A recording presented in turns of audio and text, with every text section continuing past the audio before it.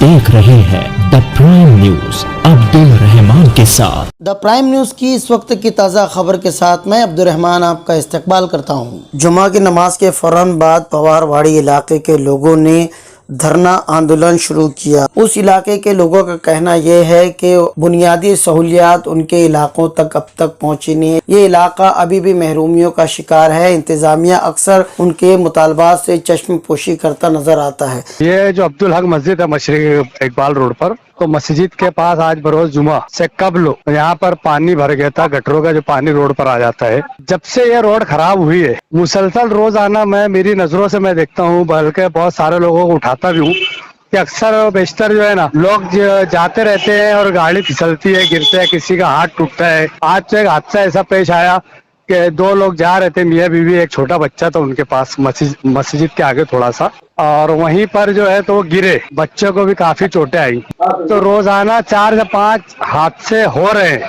ये रोड पर, खास तौर पे जो है जर वाले पेट्रोल पंप से ले करके तो कुव्वतुल इस्लाम मस्जिद तक का जो रोड है ये बहुत ही ज्यादा खराब हो गए, जिसके सबब जो है तो हादसे का शिकार हो रहे हैं लोग। और आज जो है तो आवाम जो है तो धरना इसीलिए दी कि काम होना चाहिए। हम लोग कब तक बर्दाश्त करेंगे? खास तौर पर गटर बननी चाहिए, दोनों साइड में गटर। 3 मुद्दा था, एक पानी की टांकी है उसके जो लीकेज है उसमें, दूसरा ये नाले का, और तीसरा लाल मस्जिद के इतराफ में जो पीछे की बस्ती 113 पानी की पाइपलाइन का मसला। ये 3 मसले में हम लोग यहाँ पर जमा हुए थे और हम लोग को जो साहब है वो लिख के ऐसा दिया है कल सुबह से जो रास्ता उसका लेवल का काम होगा और 8 दिन के अंदर जो अंडरग्राउंड नाला है वो नाले का काम होगा।